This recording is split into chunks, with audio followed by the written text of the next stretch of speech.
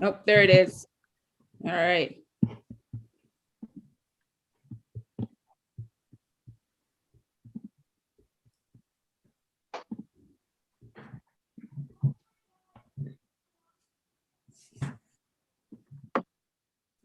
Hello, I'm Patrice Francois, and I'm the co-founder and festival director of Imagine This Women's International Film Festival.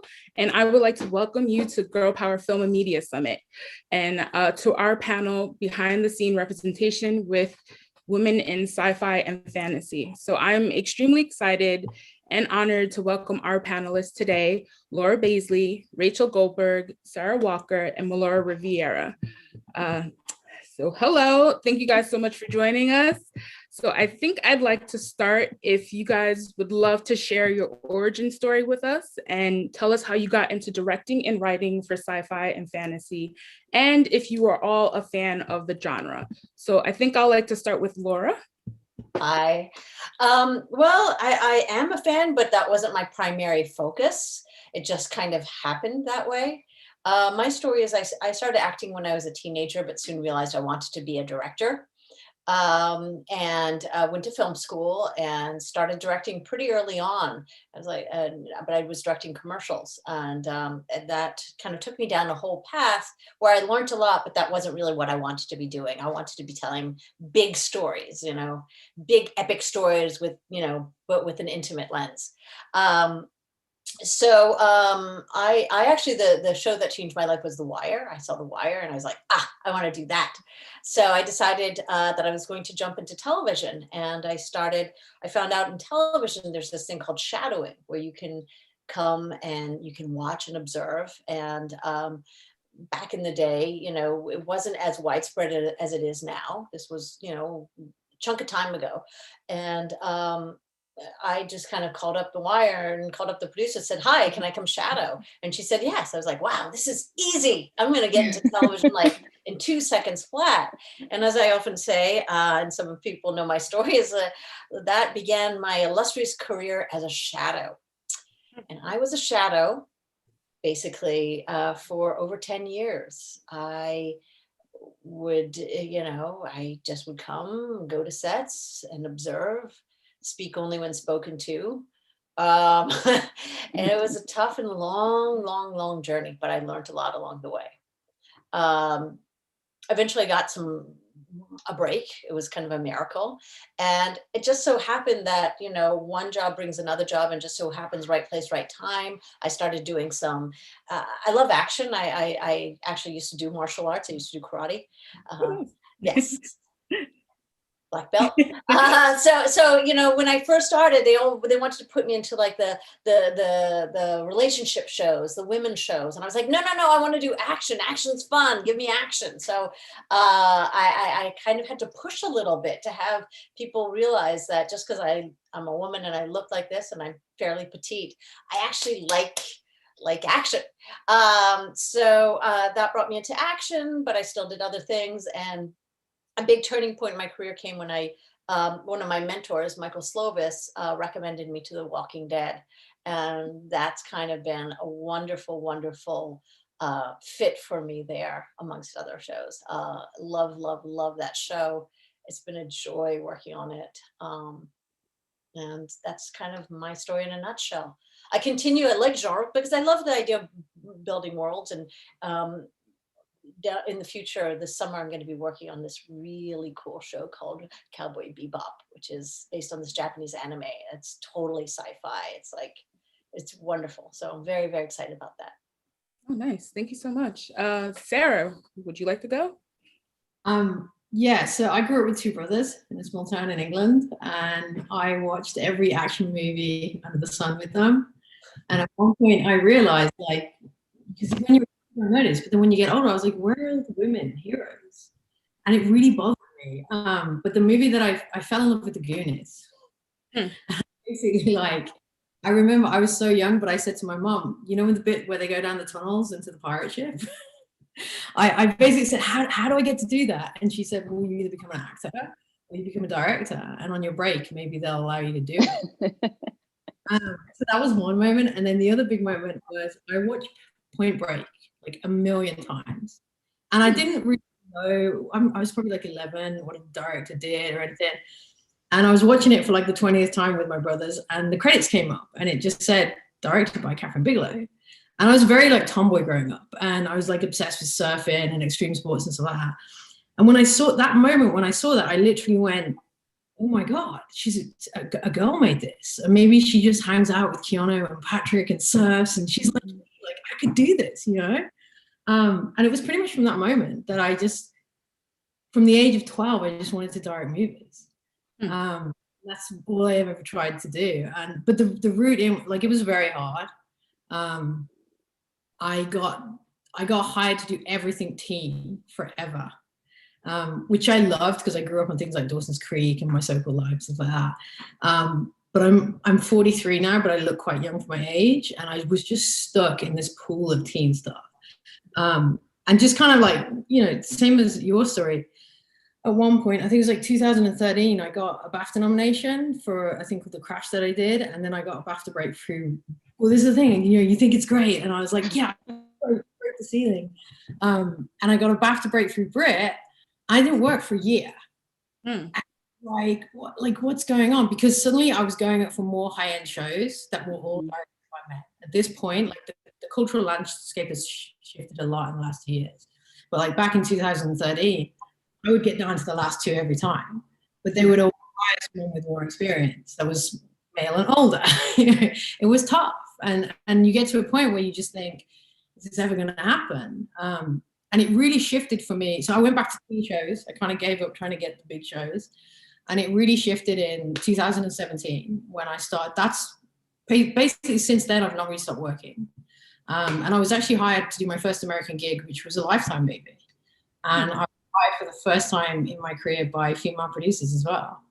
And then my next few jobs were all hired, like I was hired by women. But at that point, up until then, I'd never actually worked, like I'd never been hired by a female exec. And I was like, what's going on? You know? So yeah, I think it's really changed recently. Oh, nice, thank you. Racheal, would you like to share your origin story with us? Sure. So yeah, growing up, I was an avid reader, loved sci-fi and fantasy, like would just sort of escape to those worlds, and then found my way to theater, which literally saved my life and brought me so much joy. And so undergrad, I was a theater major and focused on directing, but my work was very big and spectacle based. And a friend was like, you should look into film because your work is visual. And I didn't think that film could have the same effect on an audience that theater could, like the feeling that you got, like it was just so visceral. And I remember seeing Lost Highway and in the theater because I'm old. And it was the first time I'd seen a film that made me feel the way theater made me feel. And I was like, okay, film can do this. And so I ended up applying for a degree at Cal Arts in directing for film and theater. And then I got there and they're like, theater, we don't really do that. It's a film program. And I was like, wait, what? But I fell in love with film and then hustled for many, many years working independently and was, you know, winning awards and was writing, directing, producing, but just could not break through. And then started applying to all the programs and applied a gazillion times to many of them. And then finally in like 2010, got into AFI's directing workshop for women. So that changed my life because in there, I got to make a film that allowed me to take my work to the next level. I was able to get a casting director, Robin Lippin, who's brilliant and amazing, and approach higher caliber talent and bring a higher caliber crew and really do the festival circuit on another level. And then did a million other programs, Film Independence Project Involve and their screenwriting lab and Sony's program and Fox's program and We for She and a million programs. And kept directing through that. Ended up doing a short film called Muted that won ABFF and then was distributed on HBO, which was amazing. But then that just opened doors for more programs. Like then I started doing even more TV programs. And eventually, and through the programs like Laura, did a ton of shadowing, have amazing mentors. They're still on speed dial for me. And then did Ryan Murphy's Half Foundation. And Ryan is an angel among angels and gave me my first shot when nobody else would. So I got to do American Horror Story. And thanks to him, I work in TV now. Like he literally changed my life. So it took a while to get the second episode. Like, you know, Sarah was saying, like, things have changed in recent years. Like, my friends that are breaking in like the past 2 or 3 years, they're just booking back to back.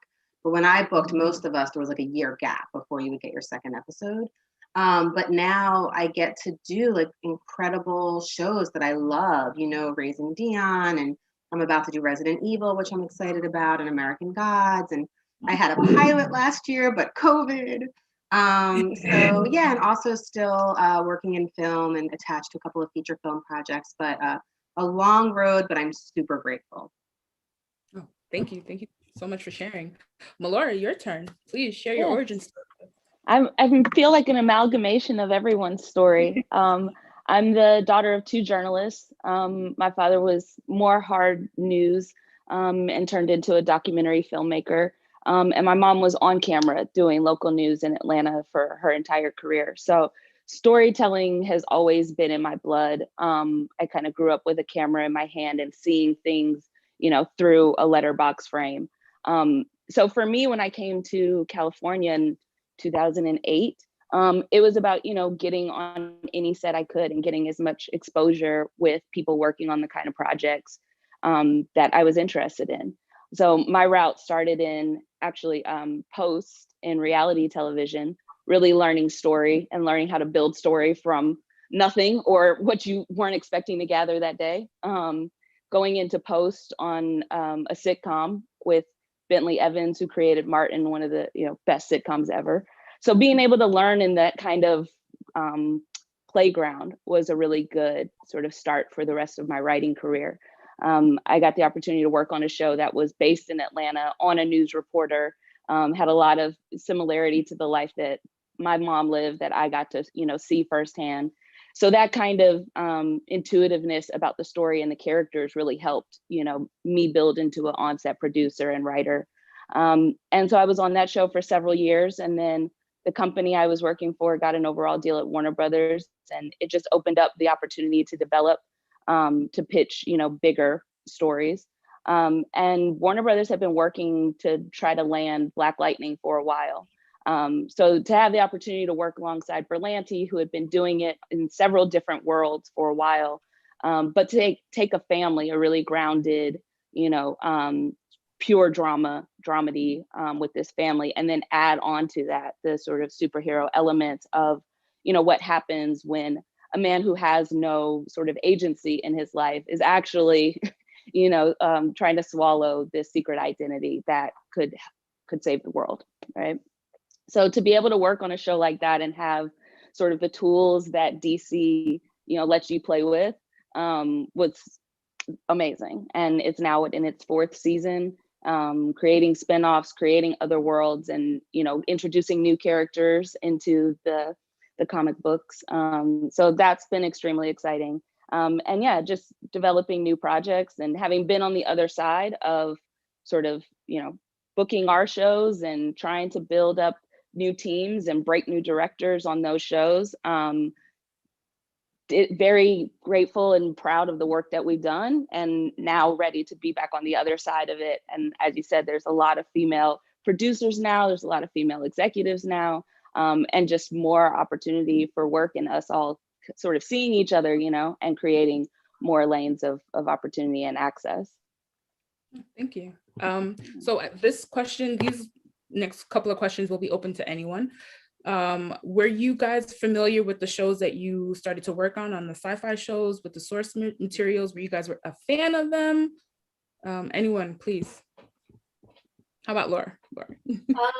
I had been a fan of the comic initially on The Walking Dead, for example, when it first came out, and I watched the first few seasons, but I was like, oh, I'll never get to do that show. So I had kind of dropped the ball on watching. And then when they hired me season 9, I did the biggest binge known to mankind, because 9 seasons worth of Walking Dead. Oh, no. It got to a point where I would like see a shovel out of the corner of my eye and I'd be like, oh, that's great, in case a walker comes by.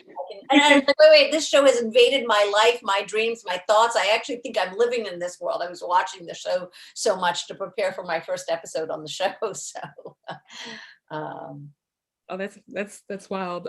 So how long did it take you to binge watch It 9 was a seasons. lot, and and I was working at the same time, so I'd be like shooting, and then I had a schedule of how many shows I had to watch every day and every week, because I had to watch them all. I feel it's really important to watch them all, um, but 9 seasons, that's a lot. That is a lot. I rewatched the season leading up to like a new season, so I know what you go through. Like I'll watch it all day, I have it in the background, so it's a lot. It's a lot to watch. Racheal? Well, American Gods, I was a huge fan, so I was so excited to do the show.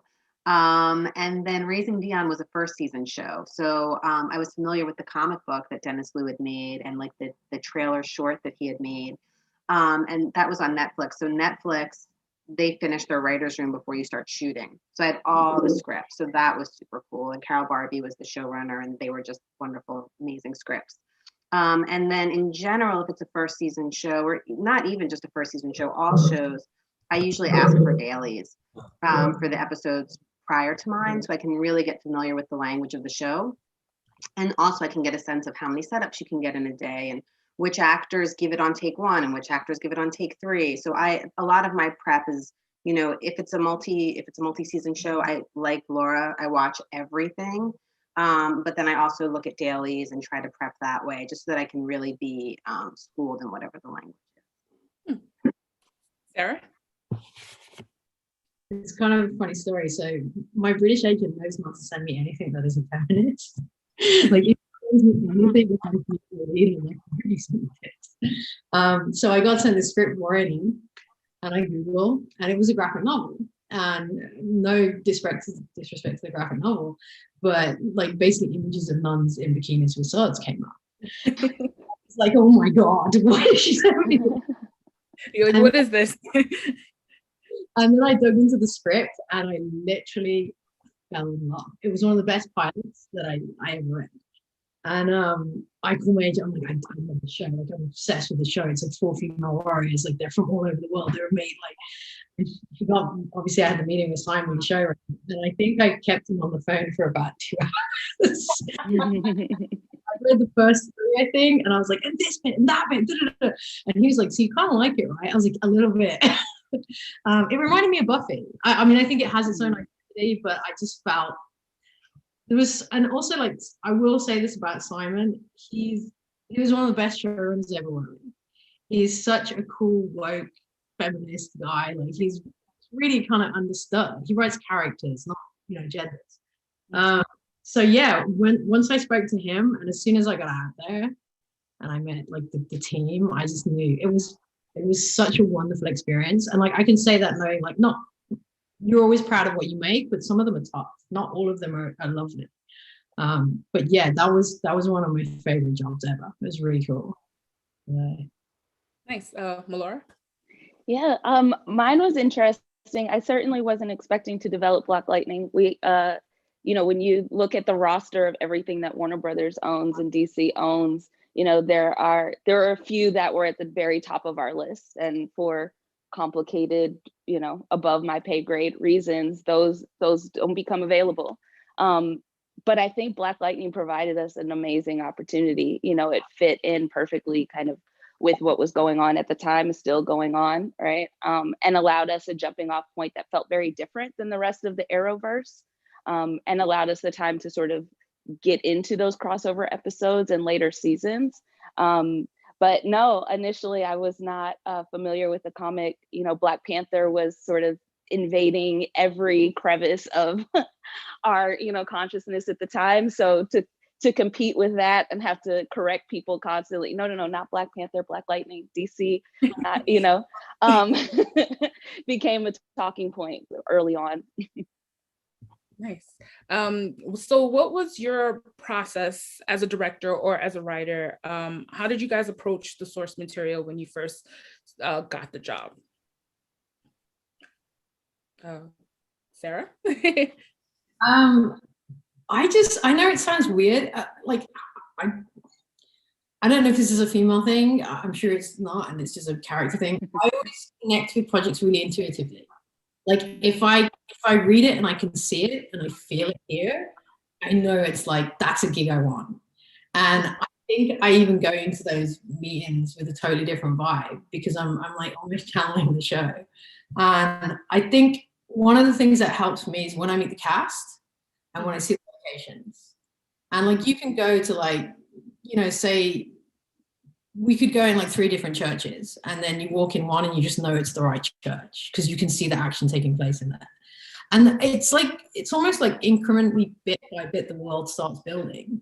And the more, and what I really liked about Warrior Nun as well, though, is as soon as I got with my stunt team and my DOP, so my stunt team, my DOP, and my VFX guy, we were there. We had all these little Star Wars figures, and we were like plotting all the stunts and the action, and they were such good guys. They would get so excited, and they would be like, "Let's make it bigger," and they're like, "Let's do this," and it kind of just snowballs. I mean, yeah, I walk around the location a lot, and I read every character's part. So like, I know it sounds nuts, but I try and be every person, and I'm like, what would she do here? What does she feel here? And that's kind of how I figure out what I'm shooting. So yeah. Thank you, Laura.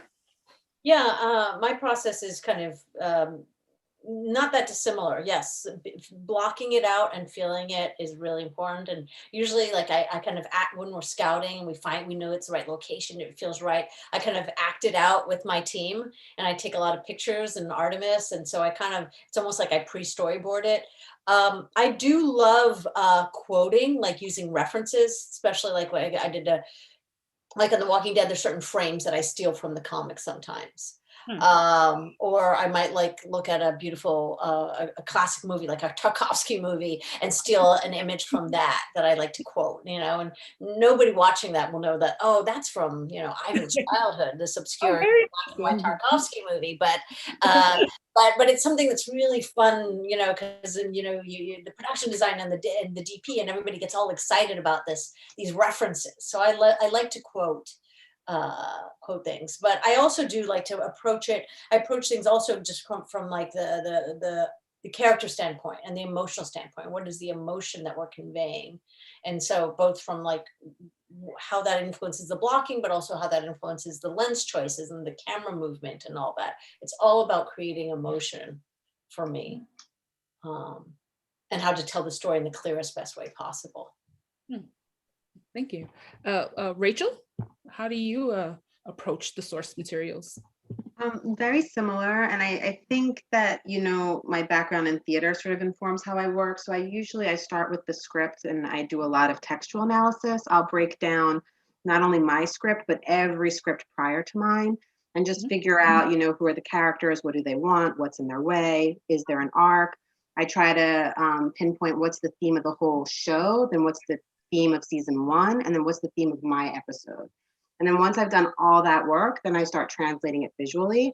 So I'll live within whatever visual language has been created for the show, but then I add my own language. So, you know, like for instance, if my episode is about feminism, I might play with circles. And whenever we're really empowering women and femininity, I'll have a circular motif. Or if a character's trapped, I might play with things in the foreground. And then as they break free, you know, there's nothing in the foreground. And then very similar to, you know, what Sarah and Laura described, you know, when you go into a space, figuring out what's the most dynamic angle, like what really helps tell the story, figuring out the blocking that finds all the beat changes, that feels motivated for the actors, and then making it all super efficient. Taking all that and figuring out how do you do that in 2 or 3 setups per scene. So yeah, that's kind of my process. Thank you. Melora? You know, Black Lightning, our show is really showrunner, you know, top down, vision led. And for us, it was really important to have everything very grounded. So even in, you know, some of the more fantastical elements that were rooted in the original mythology, we're always trying to find, you know, a truth of a thread of truth, if you will. So like in Atlanta, for instance, guys sell water on the street at the lights all the time, right? Out here in California, it's oranges or, you know, flowers, or, you know, it varies from city to city or neighborhood to neighborhood, right? But like that familiarity we used in our show through the kids who were being indoctrinated into selling drugs, right? Showing them selling candy throughout the neighborhood. and using that to humanize even the mentorship of the drug dealer with that kid, right? And kind of showing every single character's motivation, the constraints on their life, and the reason that they're forced to make the choices that they do. So that was sort of the leading vision for every single element of our show, you know, and then getting to add the fights, the explosions, you know, going to a motel to build a fight scene around, you know, having fun with those kind of rooms and those kind of spaces, as opposed to, you know, building a big set piece, putting it in the world, was sort of the direction we followed for everything. Nice, thank you. So I have a question from one of our viewers, and they would like to know, would you recommend getting a film degree? And would it help to find any way into, like, would that help them get into the industry? I'll take that. I would say yes. There are many different ways. It's not the only way, but I think film school is definitely a great place to play and experiment and take risks and fail and succeed, you know, because failure is important, and it's good to fail in a safer place, you know. And you're also meeting great people, not just your professors, but your classmates are going to end up being your colleagues, are going to end up being your world, and as they rise, you rise. So it's a great place to start. I highly recommend it. And spoiler alert, I mean, full disclosure, I used to teach at NYU grad film school for many years. But I still think it's great, regardless. Anyone else? Yeah, exactly what you said about failing. Like, I did a film degree, an undergrad degree. I didn't do a postgrad because I was really eager to like get out there after that. But like, yeah, I mean, no one really shoots on film much now in TV, and like I shot on film in my film degree, and so it's like I learned real discipline. Like, we shoot on film, we cut on film, you know, you get 3 takes and you run out of film and it's expensive, so you kind of learn that, you learn your craft properly, I think, in that way. And yeah, one of the films I shot came out half black because the exposure was incorrect, you couldn't see a thing, you know what I mean? So yeah, it was, the whole picture was dark, and we learned from that. We didn't do it again. Okay. Yeah, I agree. And also, full disclosure, I teach at Chapman, and I still teach even while I direct because I love it. I just love it. I find my students so inspiring. But I agree, it's freedom to just play and make mistakes and have mentorship and have access to people and equipment and knowledge. And like Laura said, I mean, I still collaborate with the people I went to school with. Like that team, that's who you're going to come up with. So yeah, I agree. That being said, it is expensive, and if you can't afford to go, don't think you can't be a filmmaker. Like, you can be a filmmaker on your phone. You buy a computer, you got your phone, and everything you need to make a short film. So Sarah, someone wants to know what your process was from being like a UK director to a US director. How has that been for you? It took a while. Yeah. I think it was 2014. I took my first trip to America, and I'll be honest, I'm going to say someone, Alex Kinios is a very good friend of mine, another director, also female director. We were kind of working at the same time in England, and there were so few jobs. We were going up for everything together, and we were really glad. If I didn't get it, I was glad she got it, you know. And she got to a point where she was like, you know what, I'm sick of this. I'm going to America. And she just went for it. And I think she was out there probably like 6 months, maybe a year before me, and she booked an agent. She's like, you got to come. Like, if I can get an agent, you can get an agent. So I went. It's quite a long story, so I'll try and keep it short, but I was really lucky that I went and I got signed WME. But at that time, again, it was so difficult for women. And I probably went out there once a year for like 2-3 weeks and did like the water bottle tour and met all the people. And I didn't book anything for like 6 years. And then again in 2017, and also through Alex, she'd made a movie for Lifetime, which was really successful, and they called her up asking her to make another one, but the new one was quite similar to and this is a story about women helping women. She said, I don't think it's for me, but I have this awesome director that you should check out. And she basically gave me my name. And they called up and they saw The Crash, which was something I'd done, and which is a true life story. It was the I Am Elizabeth Smart, which was her biopic. And because I'd done a true life story just before, they were like, "Hey, do you want to do this movie? You know, Alex told us about you." And yeah, that's kind of how, that was my first American job. And Warrior was my second. So I haven't done that many. And I've still not shot in America. I'm not DGA. Yeah, we shot. I know. I wanted to be. So we shot in Canada when we did I Was Smart, and then obviously Warren was in Spain. And I'm like, you guys keep hiring me and not letting me shoot in America. Stop it. Hopefully, COVID year was supposed to be the year I went out to the States more, but then everything got derailed. So hopefully 2021 will be it. So Hollywood has committed on increasing inclusion and diversity. You all touched it briefly, but do you see the doors opening up more for women filmmakers and writers? And are there ways we can create more opportunity for aspiring filmmakers to get into these programs, whether it's the fellowship programs or even getting the opportunity to shadow a director or a writer?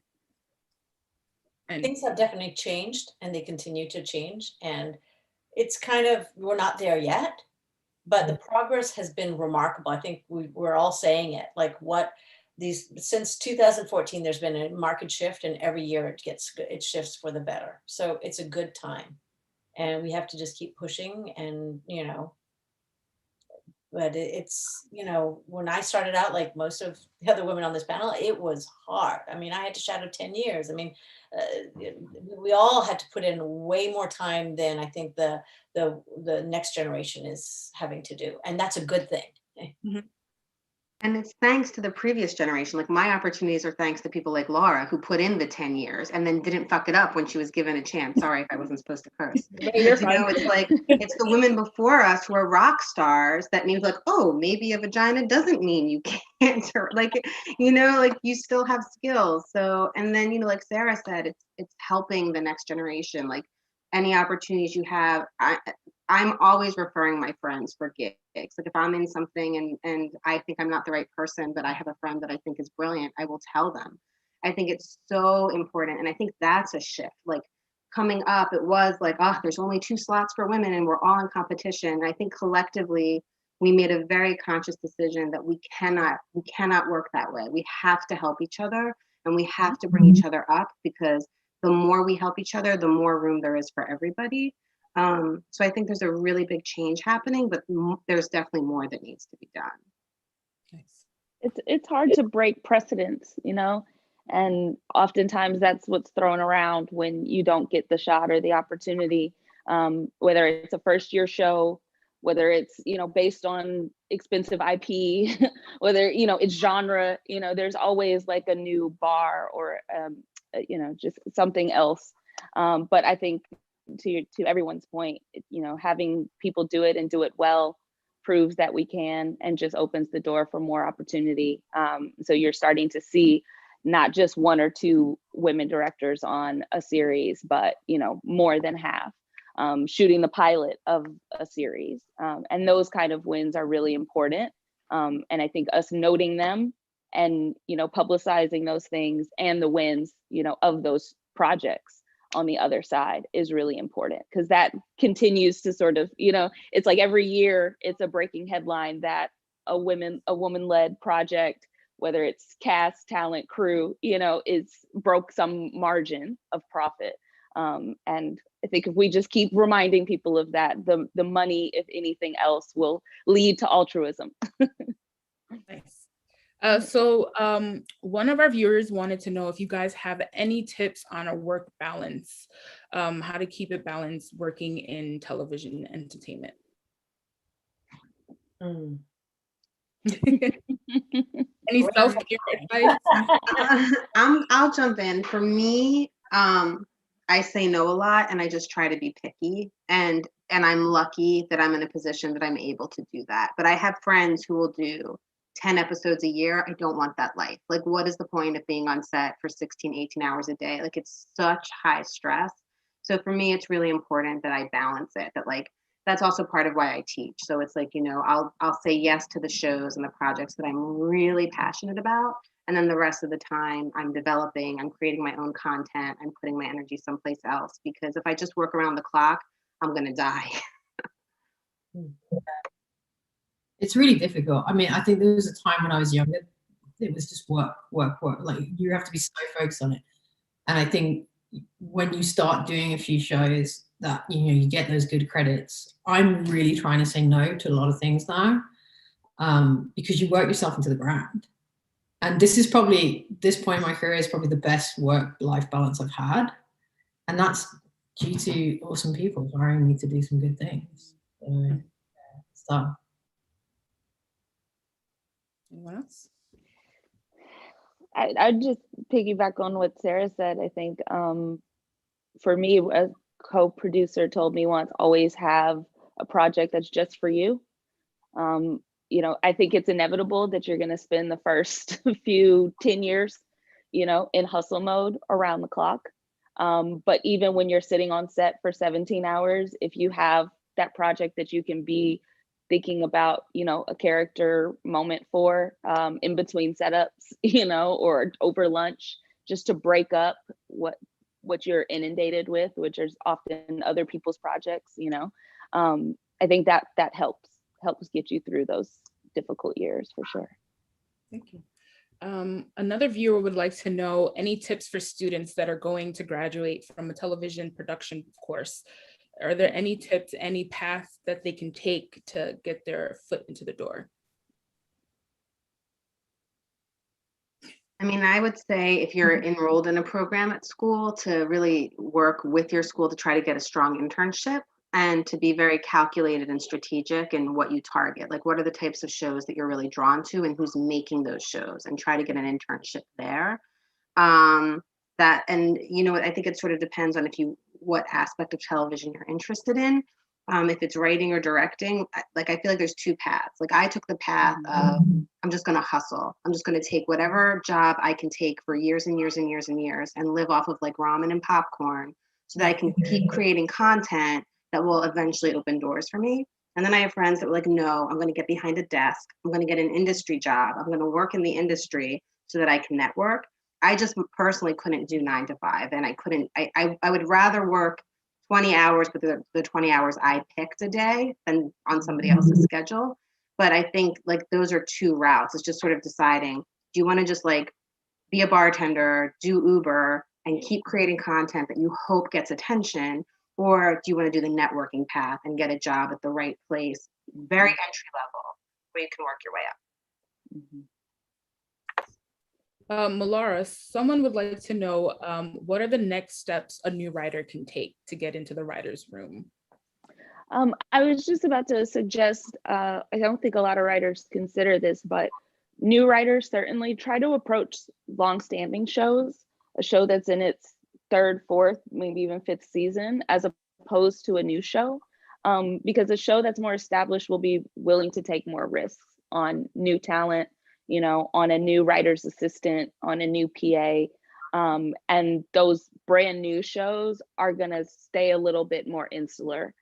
They're still just trying to figure things out. So unless you have an in, with someone, a high level writer on that show or producer, for instance, I would aim for, a show that you love, a show that you've seen on. Always Sunny in Philadelphia is now like gonna be on forever. Learn a show, make a sample for that show, and approach them. Pitching yourself as someone who can offer something no one else in that room can. A fresh voice, fresh out of school, gives you a good opportunity to pitch yourself that way. So, be prepared with the intel, but knowing which avenue gives you a better shot is certainly helpful. I just want to add that that's great advice. And the thing is, there is no one path. There are as many paths as there are people. But I think the important thing is to lead with love. Pick a show you love and go after it. And you might not end up on that show, but along the way, you'll be attracting the right kind of people and the right kind of shows. So it's like really go for what, as Sarah was saying, that you feel here. And that will guide you. And that will guide you well. Thank you. someone would also like to know at what stage of your career were you able to find a rep, and how did that happen? I was kind of lucky. I came out of film school, well, art school, undergrad degree. I did nothing for a year. I didn't know how to get a job. And then I eventually started I made short films. I met a producer, Lloyd Levin, a really cool guy, and he basically just turned around to me and he said, "What do you want to be?" And I said, "Director." And he said, "What have you made?" I said, "Nothing." He said, "You can't call yourself a director if you don't make anything." And that's kind of it. And I was actually I got my first job on a big feature film. And I left that feature film, much to my mum's annoyance, because she was like, you got your, I was like third AD on it. I started making short films and I didn't continue on that like studio movie path. And I made 3 short films, and the first one I sent to lots of agents and said, "Will you please watch it?" And no one cared, no one watched it. And then it was nominated for, in England, we have a thing called the Broadcast Young Talent Awards, and it was nominated for Best Film and Best Writer. And the next day, 5 agents called me purely from that. And then I met the agent that I'm still with now. I love her, Racheal at United. And she basically, she liked the film, but she wouldn't sign me. And she basically watched me for about another 2 years. And I made 2 more shorts. And when I made the 3rd one, we had a meeting and she said, "I'm going to send you for a job meeting." She said, "If you get the job, I'll sign you." And that was it. That was my story pretty much. I would say, don't worry about the agent thing. The agent is not going to get you your first work. You're going to get your first work. Just focusing on that is, I don't want to say a waste of time, but when the time is right, it will happen. Focus on making cool work. Yeah, I think on your iPhone, and the agents will come to you when it's the right time. Like, I didn't get my agent till I had already directed several episodes of television. You know, I tried that and was kind of, it happened when it happened. And, you know, initially it was like, I did a lot of the heavy lifting initially, and then now it's changed. My agent is wonderful, and so is my manager. I love them. But you have to be, there's nobody who's going to care about your career more than you. So you have to take it on. You can't just say, "Oh, the key to the Magic Kingdom, the key to the gates is having an agent. This agent's going to unlock the doors for me and get me work." That's not how it works. You have to think of it more as like your management as a team, and you're all team members, and together you will be getting the work together. What are you ladies most excited? Like, what are you guys looking forward to? What are you guys excited for coming up next? I just have to, I'm going to jump in because I've got to give a shout out to Erica Alexander, because Melora Black and Lightning. So I'm doing a feature project that Erica wrote that's so beautiful called The Boys Choir of Harlem. So I'm very excited about that. If there's anybody out there with money who wants to finance it.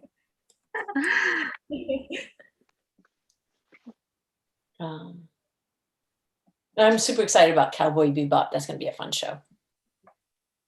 Anyone else? I'm just excited that there's money being invested, you know, and there's new projects being made on all platforms.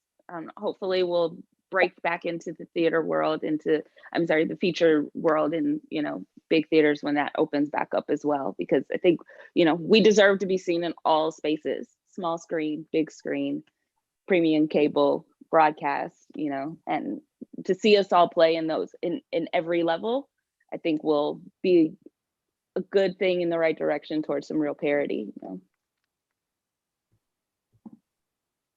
know? All right, so last question. If you could have any superpower, what would it be? Wow. Teleportation. Teleportation. Where would you go? Right now, probably Tetiaria, just in the South Pacific. Okay, island COVID. with no flies, COVID free. Yeah, that's where I would go. Writing retreat for the next 2 months.